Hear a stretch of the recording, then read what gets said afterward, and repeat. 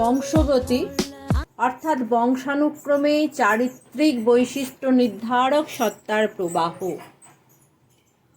আজকে আমাদের মূল আলোচ্য বিষয় এরই অন্তর্গত প্রাণীর একসংকর জনন, ব্যাক ক্রস, টেস্ট ক্রস। ঠিক আছে, তাহলে আমরা যে প্রাণীর একসংকর জনন ঘটাবো, তাহলে এখানে দেখাই যাচ্ছে কাদের মধ্যে একসংকর জনন ঘটানো হবে। একটি বিশুদ্ধ সাদা স্ত্রী গিনিপিকের গ্যামেটের সঙ্গে একটি বিশুদ্ধ কালো পুরুষ গিনিপিকের গ্যামেটের মিলন ঘটানো হবে। দেখা যাক এদের মিলনের ফলে কি তৈরি হয়।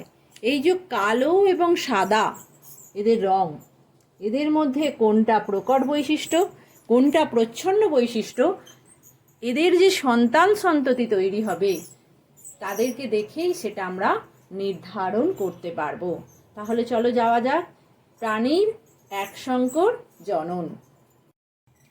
বিশুদ্ধ কালো মেল গিনিপিগ দুটো অ্যালিলকে, কালো অ্যালিলগুলোকে আমি বিবি দিয়ে প্রকাশ করেছি। বিশুদ্ধ সাদা স্ত্রী গিনিপিগের অ্যালিলগুলোকে আমি স্মল বিবি দিয়ে প্রকাশ করেছি। এদের যে গ্যামেট উৎপন্ন হবে, আমি এক জোড়া বিপরীতধর্মী বৈশিষ্ট্য নিয়েছি, কালো এবং সাদা। যে গ্যামেট উৎপন্ন হবে, এখানে বি গ্যামেট, এখানে উৎপন্ন হবে স্মল বি গ্যামেট। এবং F1 জনুতে এই গ্যামেট দুটো মিলনের ফলে যে জীব তৈরি হবে, দেখা যাবে এটি হবে সংকর কালো।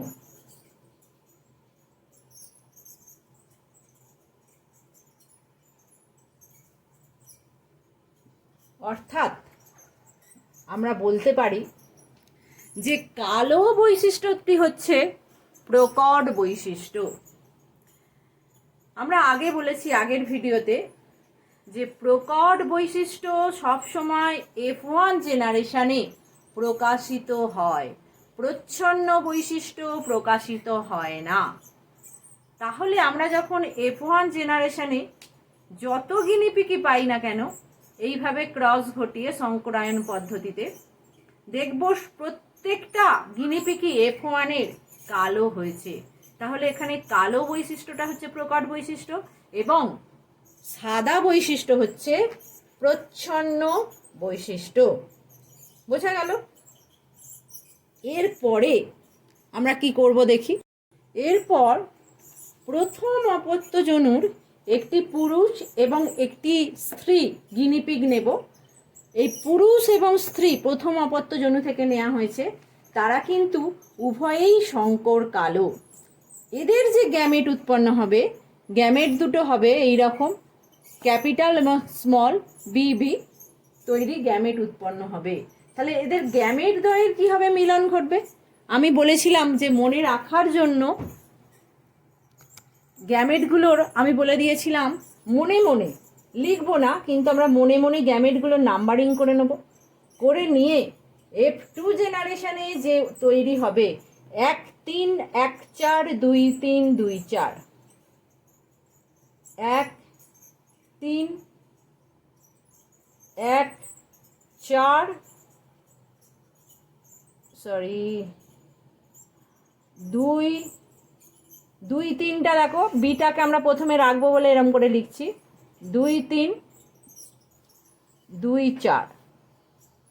তাহলে দেখা যাচ্ছে এখান থেকে যে যে তৈরি হলো দ্বিতীয় অপত্য জনিতে 25% বিশুদ্ধ কালো,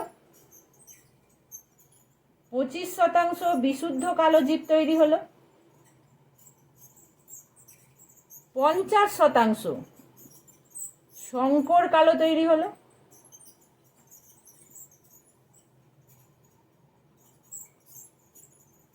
আর 25% বিশুদ্ধ সাদা তৈরি হলো। বোঝা গেল? তাহলে এই হলো প্রাণীর একসংকর জনন। এই একসংকর জননের যে F2 জেনারেশনটাকে আমরা চেকার বোর্ডের সাহায্যে করতে পারি। চেকার বোর্ডের সাহায্যে F2 জেনারেশনটাকে করব, F2 জনু। সেখানে দেখো আমি চেকার বোর্ডটা আঁকছি। এখানটা আমরা গ্যামেট করব, একদিকে হচ্ছে ফিমেল গ্যামেট, একদিকে হচ্ছে মেল গ্যামেট। বোঝা গেল? বি বি মেল গ্যামেট আর এই বি বি ফিমেল গ্যামেট। দেখো ক্রস ঘটাও, একদম এইটা দিয়ে আমি প্রথমে ক্রস শুরু করছি। দেখো বি বি বি বি, তার মানে এর সঙ্গে প্রথমে এর ক্রস ঘটলো এই গ্যামেটার সঙ্গে, এই গ্যামেটার সঙ্গে এই ক্রস, তারপরে এর দ্বিতীয় নম্বর গ্যামেটের সঙ্গে এর দ্বিতীয় নম্বর গ্যামেটের সঙ্গে এর, বিবি বিবি। বুঝে গেল? তাহলে দেখো F2 জেনারেশনে এইভাবেই করি কিংবা এইভাবেই করি, একই ধরনের অপত্য তৈরি হয়েছে। বিশুদ্ধ কালো, শঙ্কর কালো, শঙ্কর কালো, বিশুদ্ধ সাদা। বোঝা গেল তাহলে যে কিভাবে তৈরি হয়? তাহলে F2 জেনারেশনের তোমার অনুপাত কোথায় কি? বাহ্যিকভাবে দেখতে যেরকম হবে সেটা হচ্ছে তাদের ফিনোটাইপ অনুপাত, আর তাদের অ্যালিলগুলোর গঠন অনুযায়ী যে অনুপাত হবে অভ্যন্তরীণ, তখন সেটাকে বলা হবে জিনোটাইপ অনুপাত। তাহলে এখানে এক সংকর জননের ফিনোটাইপ অনুপাত এবং জিনোটাইপ অনুপাত কি হবে দেখি। এক সংকর জননের ফিনোটাইপ অনুপাত হবে 3:1। বুঝলে? এক সংকর জননের ফিনোটাইপ অনুপাত হবে 3:1 এবং জিনোটাইপ অনুপাত হবে 1:2:1। বোঝা গেল? তাহলে যে কোনো এক জোড়া বিপরীত বৈশিষ্ট্যযুক্ত বিপরীত লিঙ্গের জীবের মধ্যে যদি জনন ঘটানো যায়, এক সংকর জনন ঘটানো যায়, তাহলে এই অনুপাতগুলো তোমরা সহজেই বার করতে পারবে। বোঝা গেল? যে কত, যদি বলে যে এখানে যদি ধরো এই প্রাণীর সংকরায়নটাতে যদি এখানে তোমার অপত্যের সংখ্যা হয়, অপত্যের সংখ্যা দ্বিতীয় জনুতে যদি অপত্যের সংখ্যা হয় 100টি অপত্য তৈরি করা যায়, তখন তাহলে এই 100টি অপত্যের মধ্যে দেখো এখানে কি তৈরি হবে, তোমার 25টি অপত্য তৈরি হবে বিশুদ্ধ প্রকট বৈশিষ্ট্যযুক্ত, 50টি অপত্য তৈরি হবে সংকর প্রকট বৈশিষ্ট্যযুক্ত এবং 25টি তৈরি হবে বিশুদ্ধ প্রচ্ছন্ন বৈশিষ্ট্যযুক্ত। অর্থাৎ আমি এই অনুপাতটার সাহায্যেই আমি যদি F2 জনুতে অপত্যের সংখ্যাটা জানতে পারি, তাহলে কোন জীবটা কতটা তৈরি হবে সেটা আমি সহজেই বার করতে পারবো। বোঝা গেল? এরপর আমরা আলোচনা করব ব্যাক ক্রস। ব্যাক মানেই হচ্ছে পিছন তাকানো। হ্যাঁ, আমরা বলতে পারি পিছন দিকে তাকানো। দেখো, অপত্য বংশীয় কোনো জীবের সাথে যখন জনিত্র জনুর কোনো জীবের সংকরায়ন ঘটানো হবে, তখন সেটাকে বলা হবে ব্যাক ক্রস। বোঝা গেল? তাহলে কি বললাম? অপত্য বংশীয় কোনো জীবের সাথে যখন জনুত্র জনুর সংকরায়ন ঘটানো হবে, তখন সেটাকে বলা হবে ব্যাক ক্রস। দেখো এখানে আমি দেখিয়েছি কি, এখানে হচ্ছে এই যে F1 জনুর জীবের সাথে পি জনুর জীবের সংকরায়ন ঘটানো হচ্ছে। এই যে পি জনুর জীবটা দুরকম জীবই হতে পারে, প্রকট বৈশিষ্ট্যযুক্ত জীব হতে পারে, প্রচ্ছন্ন বৈশিষ্ট্যযুক্ত জীব হতে পারে। তাহলে এই পি জনুর প্রকট বা প্রচ্ছন্ন বৈশিষ্ট্যযুক্ত জীব যাই হোক না কেন, প্রকট বৈশিষ্ট্য জীব অথবা প্রচ্ছন্ন বৈশিষ্ট্য জীব, তার সঙ্গে F1 জনুর জীবের যখন সংকরায়ন ঘটানো হবে, তখন সেটাকে বলা হবে ব্যাক ক্রস। আমরা এখানে একটু আলোচনা করি। যেমন ধরি, আমরা যদি বলি যে বিশুদ্ধ লম্বা মটর গাছের সাথে যখন বিশুদ্ধ বেটে মটর গাছের ক্রস ঘটানো হলো, তখন F1 জনুতে আমরা জানি প্রত্যেকটাই শঙ্কর লম্বা গাছ তৈরি হলো। বোঝা গেল? তাহলে F1 জনুর জীব কি? F1 জনুর জীব হচ্ছে এখানে মটর গাছের ক্ষেত্রে, এখানে টিটি। এটা কার ক্ষেত্রে? মটর গাছের ক্ষেত্রে, মটর গাছের। ঠিক আছে? এবং এই F1 জনুর সঙ্গে আমি পি জনুর ক্রস ঘটাবো। তাহলে F1 এর সঙ্গে ক্রস ঘটাচ্ছি পি, প্রকট বৈশিষ্ট্যের, প্রকট বৈশিষ্ট্যযুক্ত। তাহলে পি জনুর প্রকট বৈশিষ্ট্যযুক্ত জীবের সংকরায়ন ঘটাতে পারি, 1 নম্বর। তাহলে দেখো F1টা কি?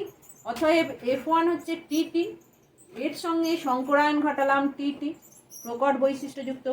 তাহলে এখানে যে গ্যামেটটা তৈরি হবে, এখানে F2 জেনারেশনে যে গ্যামেটটা তৈরি হবে, আমি জানি কি গ্যামেট তৈরি হয়, আমরা জানি সবগুলো গ্যামেটগুলো পৃথক হয়ে যাবে পৃথক ভবন সূত্র দিয়ে। তাহলে এখানে টি, এখানে কি ধরনের গ্যামেট তৈরি হবে দেখো, আমি বলতে পারি এখানে গ্যামেটটা তাহলে লিখি। এখানের যে গ্যামেটগুলো তৈরি হবে সেটা হচ্ছে একটা ক্যাপিটাল টি আর স্মল টি। আর এখানে যে গ্যামেট তৈরি হবে সেটা হচ্ছে অনলি, যতগুলো গ্যামেটই তৈরি হোক না কেন, ক্যাপিটাল টি। আমি দুটো না লিখে একটাও লিখতে পারি একই ধরনের গ্যামেট বলে।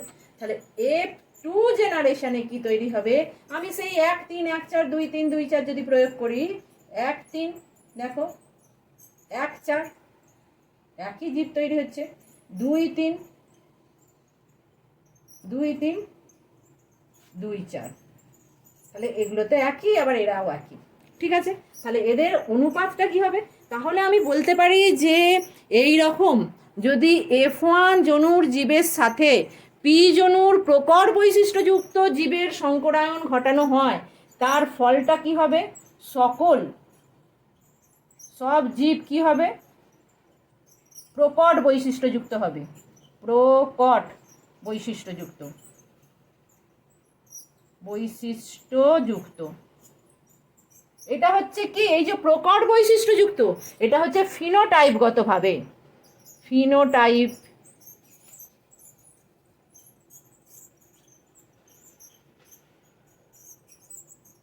তাহলে ফিনোটাইপগতভাবে বাহ্যিক বৈশিষ্ট্যের পরিপ্রেক্ষিতে, ফিনোটাইপগতভাবে মানে হচ্ছে বাহ্যিক বৈশিষ্ট্যের পরিপ্রেক্ষিতে F2 জনুর সমস্ত জীবগুলো হচ্ছে প্রকট বৈশিষ্ট্যযুক্ত।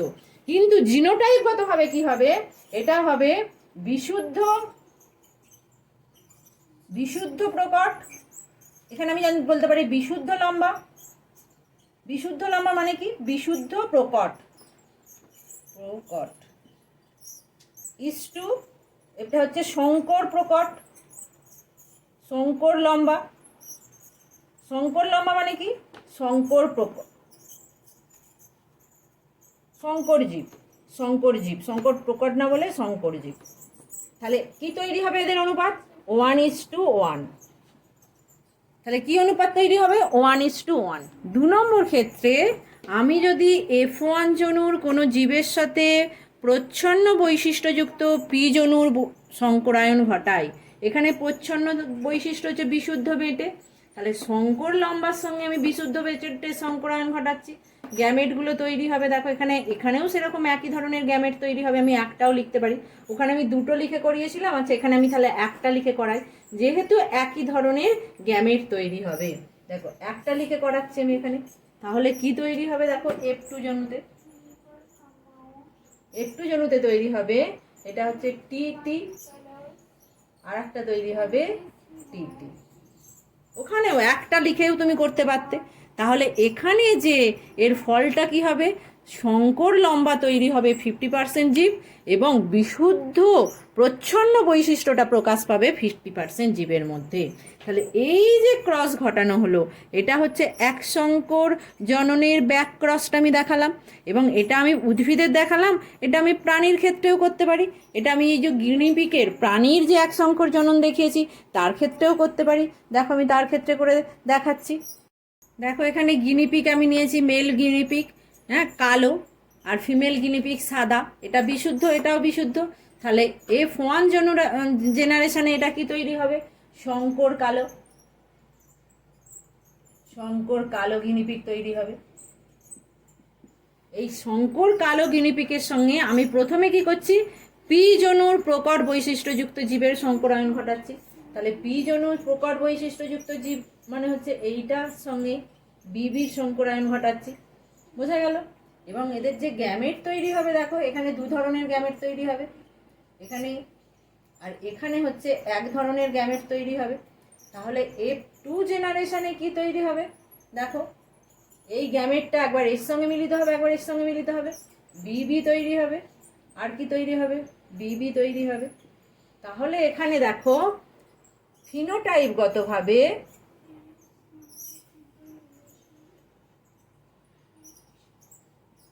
ফিনোটাইপ বৈশিষ্ট্য কি হবে? সব জীবের মধ্যে প্রকট বৈশিষ্ট্যটা প্রকাশিত হবে, প্রকট বৈশিষ্ট্যযুক্ত জীব তৈরি হবে। ফিনোটাইপ বৈশিষ্ট্য এখানে কি হবে? প্রকট বৈশিষ্ট্যযুক্ত জীব তৈরি হবে। এখানে ওই জন্য সকল জীবই কালো হবে। এবং জিনোটাইপ বৈশিষ্ট্য কি হবে?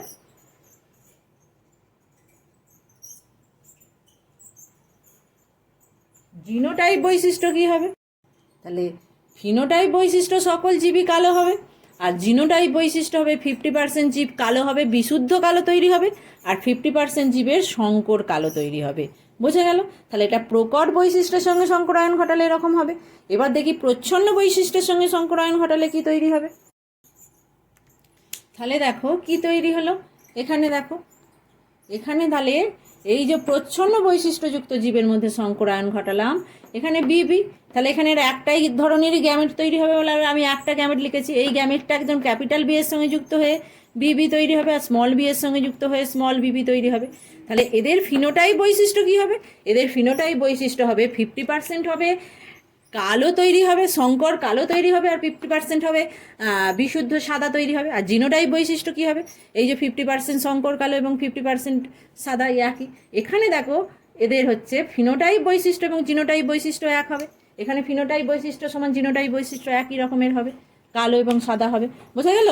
এই এখানটা হচ্ছে, এইটা হচ্ছে যদি প্রচ্ছন্ন বৈশিষ্ট্যের সঙ্গে করি তাহলে কিন্তু ফিনোটাইপ বৈশিষ্ট্য এবং জিনোটাইপ বৈশিষ্ট্য একই রকম হবে, কালো ইস্টু সাদা। হ্যাঁ, সেটা হচ্ছে 1:1। এর অনুপাতটা কি হবে? জিনোটাইপ অনুপাত কি হবে? অনুপাত যদি বলি, অনুপাত সমান হচ্ছে সংকর কালো ইস্টু বিশুদ্ধ সাদা সমান হচ্ছে কত? 1:1। হ্যাঁ, এবং এর ফিনোটাইপ অনুপাত এবং জিনোটাইপ অনুপাত দুটোই কিন্তু দেখো সমান হবে। তুমি ফিনোটাইপ অনুপাত লেখো কালো ইস্টু সাদা, সেটাও হচ্ছে 1:1 হবে। হ্যাঁ, এটাই হচ্ছে এর বৈশিষ্ট্য। এরপর আমরা দেখব টেস্ট ক্রস। সেটা কি না, F1 জনুর জীবের সাথে যখন পি জনুর প্রচ্ছন্ন বৈশিষ্ট্যযুক্ত জীবের সংকরায়ন ঘটানো হবে তখন সেটাকে বলা হবে টেস্ট ক্রস। অলরেডি আমরা 2 নম্বর যেটা ব্যাক ক্রস, এটা হচ্ছে 1 নম্বর নয়, এটা 2 নম্বর ব্যাক ক্রস যেটা আমরা পড়লাম, সেটা কিন্তু আসলে একটা ব্যাক ক্রসও যেমন, সেটা টেস্ট ক্রসও যেমন সেরকম। ওই জন্যে বলা হয়, দেখো আমরা টেস্ট ক্রস কিন্তু এইটাই, হ্যাঁ, যে F1 জনুর জেনারেশনের সঙ্গে পি জনুর প্রচ্ছন্ন বৈশিষ্ট্য জীবের যে সংকরায়ন ঘটানো হয়, এইমাত্র যেটা আমি বললাম সেটা হচ্ছে তাহলে একটা প্রাণীর, এটা হচ্ছে টেস্ট ক্রস, বোঝা গেল। ওখানে ছিল ব্যাক ক্রসে দুটো প্রকট প্রচ্ছন্ন যে কোনো বৈশিষ্ট্য করতে পারতাম, কিন্তু এখানে শুধু প্রচ্ছন্ন। ওই জন্য একটা কথা বলা হয়, একটা বিষয়, যে সকল টেস্ট ক্রসই হলো ব্যাক ক্রস। আমি বলতে পারি সকল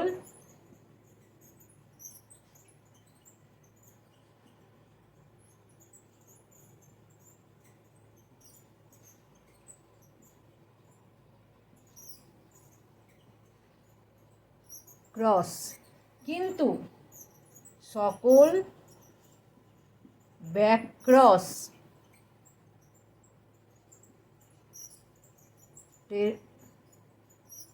টেস্ট ক্রস নয়। কারণ দেখো, যখন এই যে টেস্ট ক্রস যেটা হচ্ছে প্রচ্ছন্ন বৈশিষ্ট্যের সঙ্গে পি জনুর F1 জনুর সংকরায়ন ঘটানো হচ্ছে, এটা যেমন টেস্ট ক্রসও বটে, এটা ব্যাক ক্রসও বটে। কিন্তু এটা যখন প্রকট বৈশিষ্ট্যযুক্ত সংকরায়ন ঘটাচ্ছে তখন সেটা ব্যাক ক্রস হচ্ছে, তখন কিন্তু সেটা টেস্ট ক্রস হচ্ছে না।